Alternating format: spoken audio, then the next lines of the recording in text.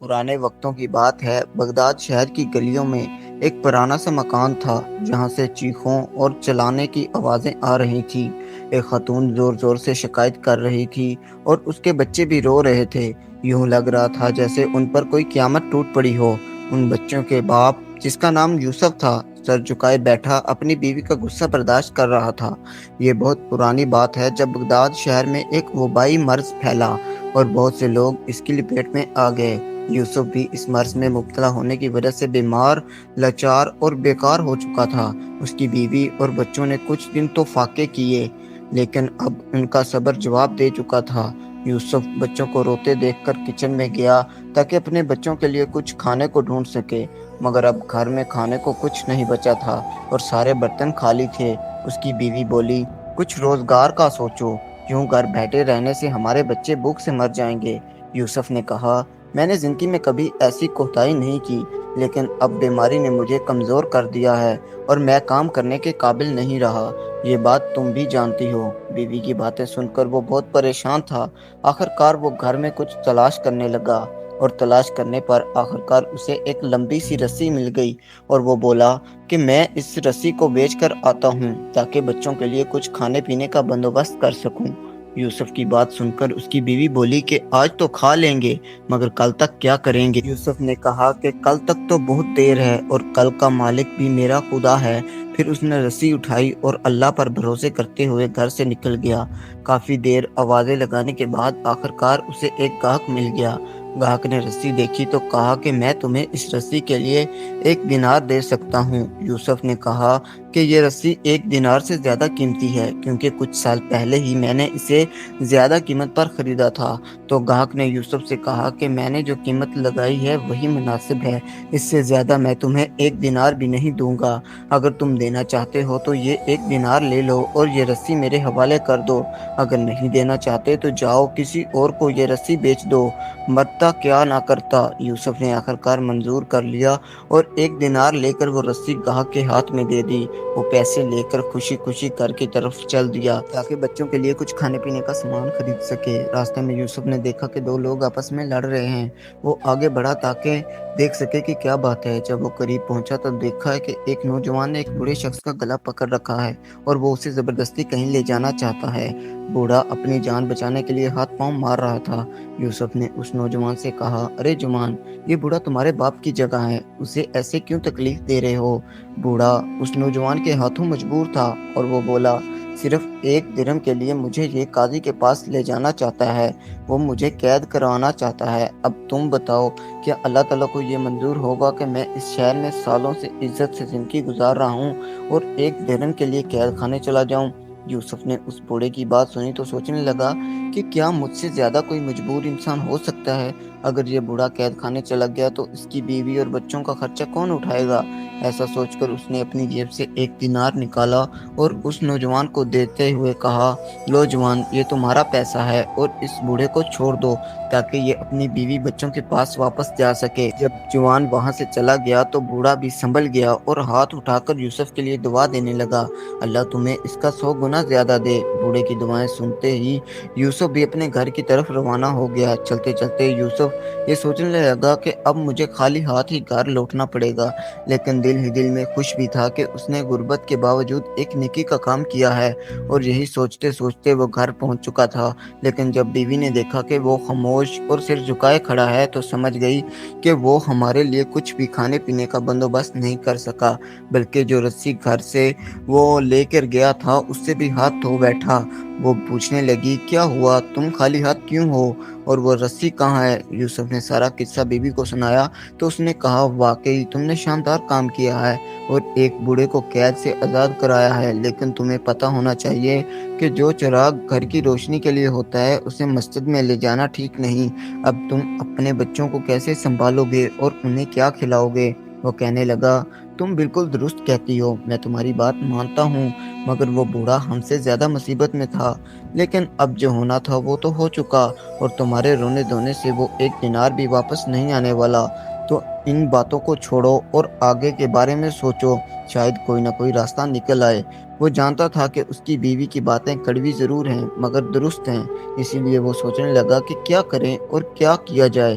دوبارہ اس کے دل میں کچھ خیال آیا اور پھر اپنی جگہ سے اٹھ کر گھر میں ٹوٹے پھوٹے سامان میں کچھ تلاش کرنے لگا۔ کبھی یہاں گھومتا تو کبھی وہاں، مگر اسے کوئی بھی قابل فروخت چیز نظر نہ آئی، اس لیے پریشان اور مایوس ہو کر اپنی جگہ پر کھڑا ہو گیا۔ اچانک اسے ایک بستر نظر آیا جو ان بچوں کے لیے بچھونا تھا۔ اس نے اپنی بیوی سے کہا کہ میں تو اسی بستر کی تلاش میں تھا، اگر تم مجھے اجازت دو تو میں یہ بستر بیچ کر آؤں تاکہ بچوں کے لیے کچھ کھانے پینے کا انتظام کر سکوں۔ بیوی نے کہا بچے تو بھوکے ہیں لیکن تم انہیں اس بستر سے بھی محروم کرنا چاہتے ہو۔ یوسف نے کہا اچھا ہوا کہ تم نے خود ہی کہہ دیا کہ بچے بھوکے ہیں، تو اصل بات یہ ہے کہ ان کے کھانے پینے کا انتظام ہو جائے، بستر کے ہونے یا نہ ہونے سے کیا فرق پڑے گا۔ اس کی بیوی نے دیکھا کہ اس کی نظر میں اس بستر کے سوا کچھ بھی نہیں تھا، آنسو بہنے لگے اور فریاد کرتے ہوئے بچوں کو بستر سے اٹھایا اور اپنے شوہر سے بولی اسے لپیٹ لو اور بیچ دو، لیکن اتنا خیال رکھنا کہ اسے سستے داموں میں نہ دینا تاکہ چند دن ہمارے بچوں کا پیٹ تو بھر سکے۔ یوسف کے پاس کہنے کو تو کچھ نہ تھا، اس لیے اس نے بستر کو لپیٹ کر اپنے کندھے پر اٹھایا اور خاموشی سے گھر سے نکل گیا۔ وہ چلتا رہا اور آخرکار شہر کے اس میدان میں پہنچا جہاں نئی اور پرانی چیزیں خریدی اور بیچی جاتی تھیں۔ یوسف نے جب بستر بیچنے کے لیے آواز لگائی تو چند ہی خریدار اس کی طرف بڑھے۔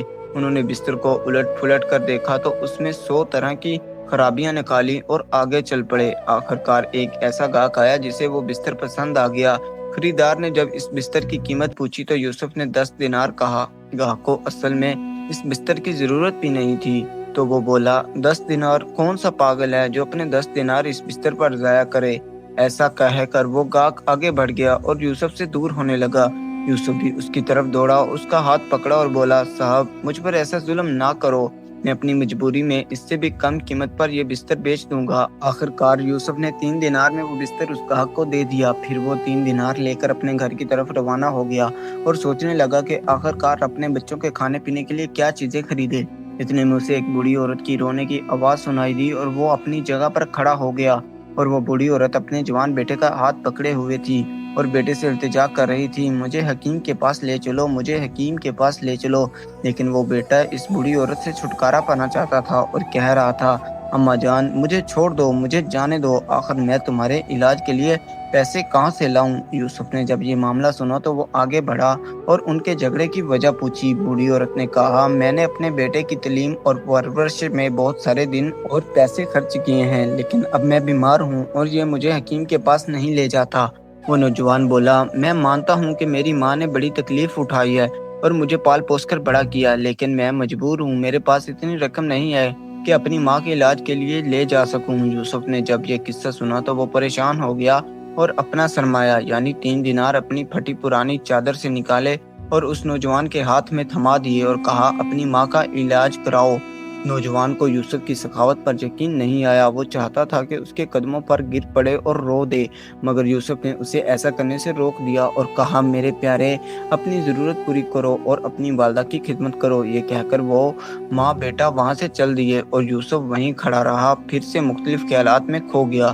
وہ ویسے ہی وہاں پریشان حال کھڑا تھا اور ادھر ادھر دیکھ رہا تھا، مگر کافی دیر کے بعد جب وہ سنبھلا تو پھر سے اپنے گھر کی طرف چل پڑا، مگر بھوک اور تنگ دستی کی وجہ سے اب چلنے کی ہمت بھی نہیں تھی۔ وہ اس حالت میں بھی گھر جانے پر مجبور تھا، اس لیے وہ گرتا پڑتا گھر پہنچا اور دروازے پر دستک دی۔ اس کی بیوی اور بچے اس کے انتظار میں تھے، اس لیے فوراً دروازہ کھولا۔ اس کے چہرے پر خوشی تھی، مگر اپنے شوہر کا تھکا ہوا چہرہ دیکھ کر خوشی بھی اس کے چہرے سے اڑ گئی۔ بیوی بولی تم پھر خالی ہاتھ لوٹے ہو۔ بیوی کو غصے میں دیکھ کر یوسف نے سارا ماجرا بیوی کو بتا دیا۔ جب بیوی نے یوسف کی بات سنی تو کہنے لگی تمہیں پھر دوسروں کی محبت اور دوستی نے دھوکہ دیا ہے، پتہ نہیں تم اپنے بچوں سے ایسی محبت کا سلوک کیوں نہیں کرتے۔ اب تم بتاؤ کیا کریں، کہاں جائیں؟ اب میرے بچوں میں مزید بھوک کی شدت برداشت کرنے کی بھی ہمت نہیں ہے اور شاید ان کی موت بھی اسی فاقہ کشی کی وجہ سے نہ ہو جائے۔ یوسف نے بیوی کی باتیں سنی تو کہنے لگا اللہ تعالیٰ بڑا مہربان ہے، وہ ہماری مشکلات کو آسان کرنے والا ہے۔ اگر تم بھی اس بوڑھی عورت کی حالت دیکھتی تو تم بھی وہی کرتی جو میں نے کیا ہے، اس لیے صبر رکھو، کوئی نہ کوئی راستہ نکل جائے گا۔ اگر اس بار میں کوئی چیز لے کے گیا تو اسے بیچنے کی بجائے گروی رکھوں گا تاکہ وہ چیز ہمارے ہاتھ سے نہ جائے۔ بیوی بولی، کیا تمہارے گھر میں کوئی ایسی چیز بھی بچی ہے جو تم گروی رکھ سکو؟ یوسف اپنے گھر کے چھوٹے سے کمرے میں کھڑا تھا، ادھر ادھر دیکھنے لگا اور بولا، وہ کوزہ کیسا رہے گا؟ یہ کوزہ مجھے دے دو تاکہ میں اس کے بدلے ایک چھوٹا کوزہ لے آؤں اور کچھ کھانے پینے کا سامان لے آؤں۔ اس کی بیوی جو پہلے سے پریشان تھی بولی، اس کوزے سے بھی نجات پالو، یہ کوزہ تم سے کوئی گروی نہیں رکھے گا اور نہ ہی کوئی اسے خریدے گا، بہتر ہے کہ اسے توڑ دو یا کسی کو دے دو۔ مایوس یوسف آگے بڑھا اور وہ ٹوکری اٹھا کر کہنے لگا، مجھے ذلیل مت کرو، تم جانتی ہو کہ میں اپنے بچوں کے لیے یہ سب کچھ کر رہا ہوں۔ اس کے بعد یوسف نے اپنی بیوی کو خداحافظ کہا اور اپنے گھر سے نکل گیا۔ بازار پہنچ کر وہ سب سے پہلے ایک اتاری کی دکان پر گیا اور اس سے قرض مانگنے لگا۔ اتاری نے کہا، بے شک میں تمہیں قرض دینے کے لیے تیار ہوں کیونکہ میں تمہیں پہلے سے جانتا ہوں، بس کوئی ایسی چیز لے آؤ جسے میں گروی رکھ سکوں۔ یوسف نے وہ ٹوکری دکھاتے ہوئے کہا، یہ میرا سرمایہ ہے، یہی ٹوکری۔ اتاری نے کوجا دیکھا تو بولا، کیا یہ پرانا استعمال شدہ کوجا ہے جس کا رنگ بھی اتر چکا ہے؟ یہ گروی رکھنے کے لائق نہیں ہے، اس لیے جاؤ اور کوئی ایسی چیز لے آؤ جو گروی رکھنے کے قابل ہو۔ اس کے بعد یوسف اتاری کی دکان سے نکلا اور دوسری دکانوں کا رخ کیا، لیکن اس کی تمام کوششیں ناکام رہی کیونکہ وہ کوجا بہت پرانا تھا اور اسی وجہ سے کوئی بھی اس کوجے کو خریدنے کی طاقت نہیں رکھتا تھا۔ سورج غروب ہونے کو تھا اور اندھیرا چھانے والا تھا۔ یوسف کے چہرے پر پریشانی کی جھلک تھی اور وہ خود سے کہنے لگا، شاید میں نے اپنی بیوی سے وعدہ کر کے غلطی کر دی ہے، اس کوجے کو کوئی بھی گروی نہیں رکھے گا۔ پھر سوچا گروی رکھنے کے بجائے بیچ دینا چاہیے۔ پھر یہ سوچ کر واپس پلٹا اور خریداروں کی طرف رخ کیا کیونکہ یہی کوجا اس کی آخری امید تھی اور اس کی خواہش تھی کہ وہ ہر قیمت پر اس کوجے کو بیچ دے تاکہ کم از کم اس کے بچوں کو ایک وقت کا کھانا تو نصیب ہو سکے۔ مگر اس کی بدقسمتی کہ اسے کوئی بھی خریدار نہیں ملا۔ سورج اب مکمل غروب ہو چکا تھا اور اندھیرا چھا چکا تھا، اس لیے وہ تھکا ہارا اکیلا گلیوں میں رہ گیا۔ پھر وہ درمیانی سی روشنی کے سامنے بیٹھ گیا جو ایک مکان کی تھی۔ کھڑکی سے روشنی آ رہی تھی، وہیں بیٹھا سوچ رہا تھا کہ ایسی حالت میں گھر کیسے جاؤں گا اور بیوی بچوں کو کیا جواب دوں گا۔ اس نے اپنا سر جھکا لیا اور مسلسل سوچتا رہا۔ اتنے میں اسے مچھلی بیچنے والے کی آواز سنائی دی۔ وہ مچھلی فروش بھی یوسف کی طرح مجبور اور تنگ دست تھا، اس لیے وہ بھی یہاں آ کر بیٹھ گیا جہاں یوسف بیٹھا تھا۔ جلدی وہ ایک دوسرے کی حالت سنانے لگے اور ایک دوسرے کے غم بانٹنے لگے۔ مچھلی فروش یوسف سے کہنے لگا، ہمارے دنوں کے حالات ایک ہی جیسے ہیں، چلو کوئی ایسا کام کرتے ہیں جس سے ہم اپنی مشکلات کا مقابلہ کر سکیں۔ تم یہ کرو کہ یہ کوجا مجھے دے دو تاکہ تم اس مسئلے سے چھٹکارا پالو اور یہ مچھلی مجھ سے لے لو تاکہ مجھے بھی اس مچھلی سے نجات مل جائے۔ میں تم سے کوجا لے لیتا ہوں اور تم یہ مچھلی لے کر اپنے گھر چلے جاؤ تاکہ کم از کم آج تمہاری بیوی اور بچے کھانا کھا سکیں۔ یوسف سوچنے لگا، اس سے بہتر ہے کہ میں خالی ہاتھ گھر نہ جاؤں، کم از کم ایک مچھلی تو میرے پاس ہوگی۔ مچھلی بیچنے والے نے فوراً وہ کوجا لیا اور جلدی سے اپنے گھر کی طرف چل پڑا اور چھوٹی سی مچھلی یوسف کے حصے میں آ گئی۔ پھر یوسف آہ بھرتے ہوئے بولا، ہائے افسوس میرے نصیب پر، کتنی مشکلات گزری۔